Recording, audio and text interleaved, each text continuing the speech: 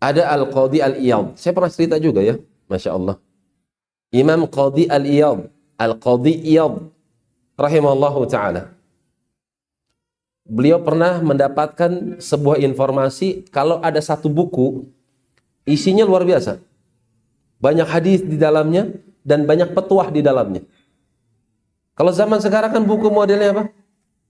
Cetakan. Kalau zaman dahulu kan kertasnya tebal dan tintanya pun itu bisa luntur. Kan gitu.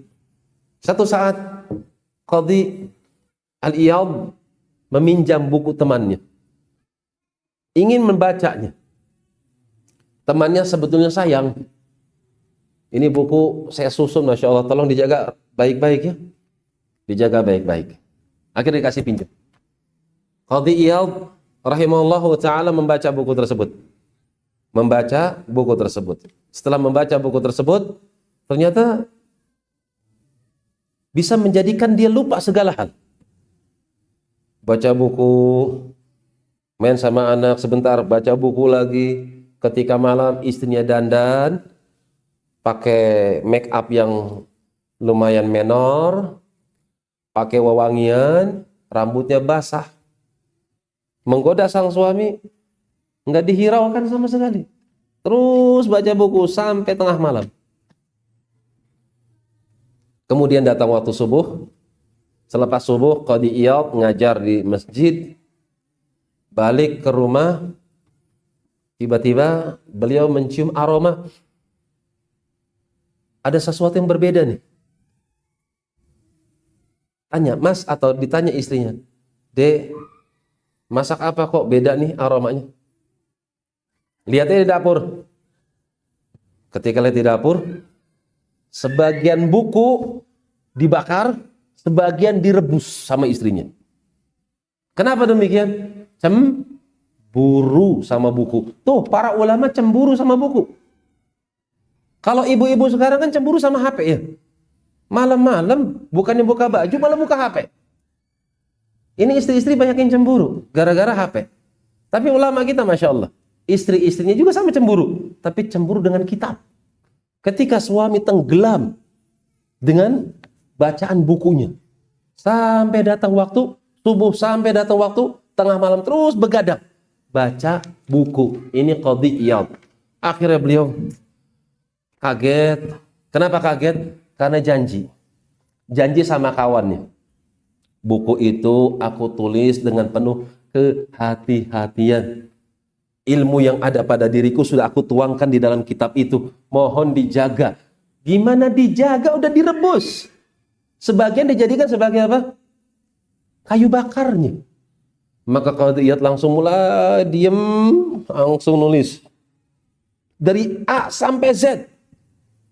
Terus dikembalikan ke temennya. Maaf, buku yang kemarin tuh ada kecelakaan. Akhirnya saya ganti. Coba lihat. Dibuka 1, 2. Ada yang kurang nggak? Kata si pemilik buku, nggak ada yang kurang. Masya Allah. Ini hafalan para ulama.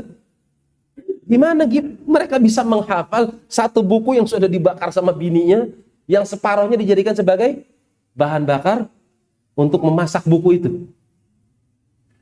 Sekali baca, telaah, pagi sudah bisa menghafal apa yang ditulis. Ini temannya memaklumi plus takjub dengan hafalan seorang ulama yang bernama Iyad Al-Qadhi.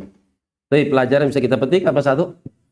Hafalan para ulama kita nggak main-main. Hafalan para ulama kita nggak main-main. Mereka bisa menghafal dengan sekali lihat.